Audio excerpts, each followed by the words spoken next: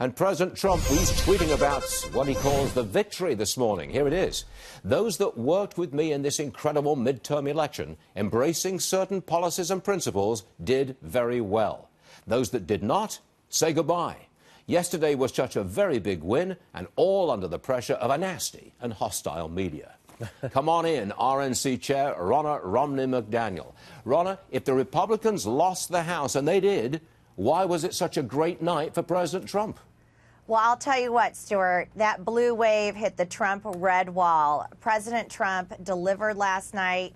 You said you just said how in states that he went to, our candidates won. In states that President Obama went to, his candidates lost. Normally, the sitting president loses many more seats in the House, and to pick up seats in the Senate is unprecedented. That doesn't happen. It was a great night for Republicans. Just look at this tweet. There's been plenty of them this morning. Look at this one from President Trump, and it's about Nancy Pelosi. In all fairness, Nancy Pelosi deserves to be chosen Speaker of the House by the Democrats. If they give her a hard time, perhaps we will add some Republican votes. She has earned this great honor. Ronna, let's be honest now. Is that sarcasm, or is it a call for unity?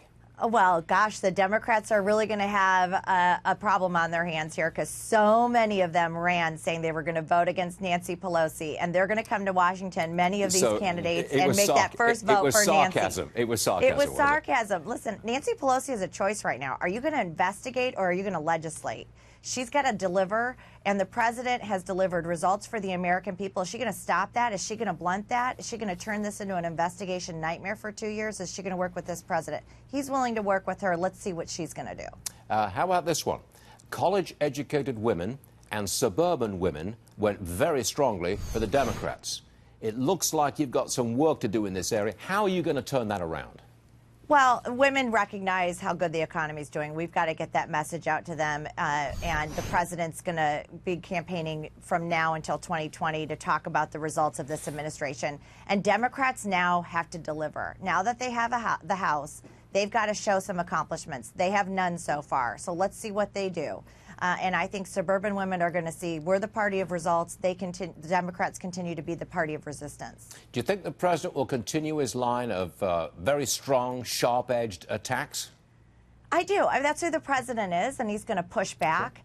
And he's welcomed Nancy Pelosi. He called her last night. He said, I'm willing to work with you. He's always going to put the American people first, but he's not going to let the Democrats roll over him. No way.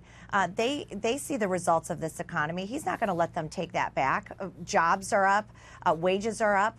We see a great GDP. He's going to fight for that every step of the way, and he's not going to let the Democrats get in the way of that. I think we're going to get an indication of his tone when he holds that news conference at around 11:30 this morning. What do you say? Yeah, I think so. He's in a great mood. Is he? The Senate pickups are huge. I mean, to see that, and where he campaigned, 5 for 5 the last few days. Every rally he went to, he delivered. He was such a boost on the campaign trail. Have you talked to him this morning or late last night, or to people who were with him late last night or this morning? Yeah, I talked to him this morning. I talked to him last night. He's in a very good mood. You know, he recognizes that candidates who supported him, who supported the president, won. And that is something that's a message from last night, too. Candidates who are in line with the president's agenda, those are candidates that won big last night. So we need to take that into 2020 and make sure our candidates are supporting the president's agenda. That news conference is must-see TV. Ronna, thanks for joining us. We'll see you again soon, promise. Thank you. Thanks, Stuart.